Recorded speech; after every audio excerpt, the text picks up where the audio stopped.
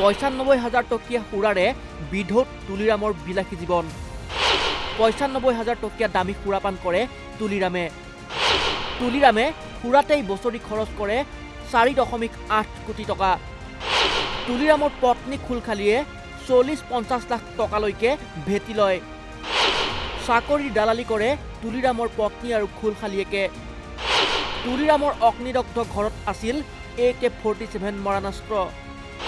তুলিৰাম ৰংহাঙৰ বিৰুদ্ধে কংগ্ৰেছৰ ভয়ংকৰ বিস্ফোৰণ। ৯৫,০০০ টকীয়া সুৰাৰে অতি বিধৌত কাৰ্বি আংলং স্বায়ত্তশাসিত পৰিষদৰ মুখ্য কাৰ্যবাহী সদস্য তুলিৰাম ৰংহাঙৰ বিলাসী জীৱন। এই বিস্ফোৰক অভিযোগ কৰি কাৰ্বি আংলং স্বায়ত্তশাসিত পৰিষদৰ মুখ্য কাৰ্যবাহী সদস্য তুলিৰাম ৰংহাঙৰ বিৰুদ্ধে সোচ্চাৰ হৈ পৰিছে কাৰ্বি আংলং জিলা কংগ্ৰেছ। শুকুৰবাৰে ডিফুত অনুষ্ঠিত এক সংবাদমেলত জিলা কংগ্ৰেছৰ সভাপতি ৰতন ইংটিয়ে তুলিৰাম ৰংহাঙৰ বিৰুদ্ধে দুৰ্নীতি, নৈতিক স্খলন আৰু অবৈধ মৰাণাস্ত্ৰ ৰখাৰ কেইবাটাও বিস্ফোৰক অভিযোগ উত্থাপন কৰে। ইয়াৰ লগতে তেওঁ অভিযোগ কৰে যে তুলিৰামে অতি দামী সুৰাও পান কৰে। সংবাদমেলত ৰতন ইংটিয়ে অভিযোগ কৰে যে মুখ্যমন্ত্ৰী ডক্টৰ হিমন্ত বিশ্ব শৰ্মাৰ ঘনিষ্ঠ হিচাপে পৰিচিত তুলিৰাম ৰংহাঙে দৈনিক ৯৫,০০০ টকীয়া দামী সুৰা পান কৰে। কেৱল মদৰ নামতেই তেওঁ বছৰি ৪.৮ লাখ টকা খৰচ কৰে বুলি দাবী কৰি কংগ্ৰেছ সভাপতিজনে সুৰাৰ বটলৰ ফটো প্ৰদৰ্শন কৰে। এই মদৰ হিচাপে এইটো হৈছে বুলি মই কওঁ।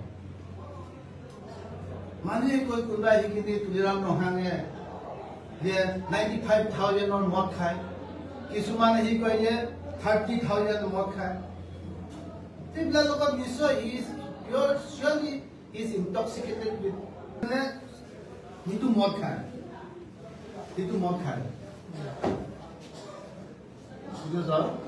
এই মদটোৰ দাম বোলে এইটো ব্লু লেবেল বুলি কয়, স্কচ বুলি কয়। তাৰপিছত এই মদটোৰ দাম হৈছে সেইটো হৈছে বোলে 30,000 আৰু বোলে সেইটো হৈছে 95,000। মইতো জিন্দাগী খোৱা নাই কিন্তু নাজানো, কিন্তু এইটো তুলিৰাম ৰংহাঙৰ টেবুলৰ পৰা বিজেপি মানুহে মোক পঠাইছে। এইটো হিচাপ যদি কৰিব যায়, ইয়াত মই এটা হিচাপ কৰিব গৈছে how much money he spent, how much amount of money he is spending from the public exchequer resources. ইয়াত যদি হয় ই 30,000 যদি হয়, 5 বটল যদি দিনত লাগে তাৰ বন্ধুকেইটাৰ লগত, সেইটো 1,50,000 হয়। তাৰমানে 25 days মই হিচাপ কৰিছে, 2 দিনতে সি হুদুদে ল'লে, খোৱা নাই। ইয়াত হিচাপ কৰিলে কি হয়, এক মাহত 3,75,000 হয়। টোটেল 4,80 লাখ টকা বছৰে সি মদ খাই আছে। এই মদৰ নিচাৰ কাৰণে আজি সেইটো ঘটনা হ'ল। ইয়াৰ পিছত এটাতো হিচাপ কৰা নাই, that is the amount is very huge, that is why I didn't count 95,000 টকাটো মই হিচাপ কৰাই। এইবিলাক মদ খায়ে তুলিৰাম ৰংহাঙে কাৰ্বি আংলং ৰাইজক এই ঘটনাৰ দ্বাৰা অপমান কৰিছে। প্ৰশ্ন কৰে, যিজন মুখ্যমন্ত্ৰীয়ে এটকাও ঘোষ খালে বাঘৰ দৰে জঁপিয়াম বুলি কয়, তেওঁৰ নাকৰ তলতেই কেনেকৈ এজন জনপ্ৰতিনিধিয়ে ইমান বিলাসিতা কৰিব পাৰে? যোৱা ২২ ডিচেম্বৰত ডংকা মকামত থকা তুলিৰামৰ পুৰণি ঘৰটো জ্বলি যোৱা ঘটনাক লৈ কংগ্ৰেছে নতুন তথ্য ফাদিল কৰিছে। তুলিৰাম ৰংহাঙৰ অগ্নিদগ্ধ ঘৰত স্বয়ংক্ৰিয় মৰাণাস্ত্ৰ উদ্ধাৰ হোৱা বুলিও দাবী কৰে কংগ্ৰেছ নেতাগৰাকীয়ে। ৰতন ইংটিৰ মতে উক্ত অগ্নিকাণ্ডত ৰংহাঙৰ ঘৰত থকা AK-47 চিৰিজৰ ৰাইফল আৰু SLRৰ দৰে মাৰাণাস্ত্ৰ পুৰি ছাই হৈছিল। ইয়াতে এইটো ঢালি আছে, এইটোতো মদ বটল হয়, আৰু ইয়াতে গানকেইটা যিটো পাইছে এইটো পিকচাৰ আছিল। ইনকুৱাৰী কৰিব দিয়ক ভালকে, আৰু পাব্লিকলি কওক এইটো কাৰ বন্ধু। পুলিচহঁতৰ হাতত আছে, পুলিচহঁতৰ হয়, দেন পুলিচহঁতৰ হাততে থাকিব লাগিছিল, বন্ধুকটো কেনেকৈ খাব পাৰে?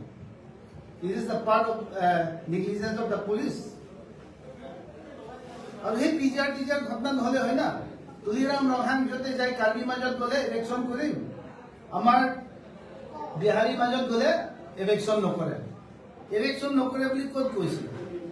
ইয়াত ভিডিঅ' আছে, এই ভিডিঅ'তে কৈছিলে যে তুলিৰাম ৰংহাং কি ইলেকশ্যন হ'ব, একো নহয়, পিজাৰ তাত কৈছিল কাৰ্বি মাজত গ'লে ইলেকশ্যন হ'ব। So all this incident took place because he is contradicting his own statement. কোনবা হ'ব কোনবা নহ'ব। তদন্তৰ পূৰ্বেই বুলডজাৰ লগাই ততাতৈয়াকৈ ঘৰটো চাফা কৰা কাৰ্যক কংগ্ৰেছে প্ৰমাণ নষ্ট কৰাৰ এক ষড়যন্ত্ৰ বুলি আখ্যা দিছে। কংগ্ৰেছে ইয়াৰ CBI তদন্ত দাবী কৰিছে। এই ঘৰটোত ভস্মীভূত হোৱা মৰাণাস্ত্ৰ জিলাখনত পূৰ্বে হোৱা অপৰাধত ব্যৱহাৰ হোৱাৰো গুৰুতৰ অভিযোগ তুলিছে কংগ্ৰেছে।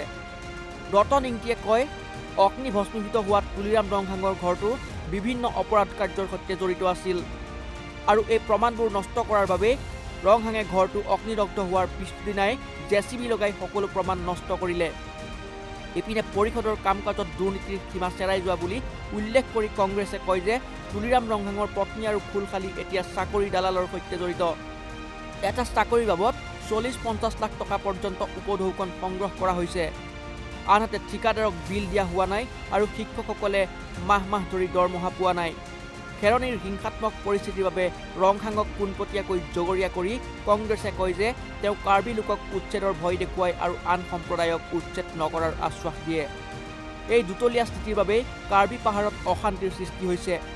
ইয়াৰ উপৰিও 330 কোটি টকীয়া বনানীকৰণ কেলেংকাৰী আৰু চাহ বাগান ক্ৰয়ৰ নামত হোৱা 16 কোটি টকাৰ লেনদেনকো সংবাদমেলক তীব্ৰ সমালোচনা কৰে কংগ্ৰেছে। ৰংহাঙৰ চাৰিত্ৰিক দিশৰ ওপৰতো আক্ৰমণ কৰি ৰতন ইংতিয়ে মেৰী চাৰেদ নামৰ যুৱতীগৰাকীৰ যৌন শোষণৰ পুৰণি গোচৰটোৰ প্ৰসংগ উত্থাপন কৰে। ভুক্তভোগীয়ে ন্যায় বিচাৰি কংগ্ৰেছক ফোন কৰা বুলি জনাই তেওঁ কয় যে বিজেপিয়ে পাহাৰত ড্ৰাগছ আৰু নৈতিক স্খলনৰ পৰিৱেশ গঢ়ি তুলিছে। News desk report, north east নাও।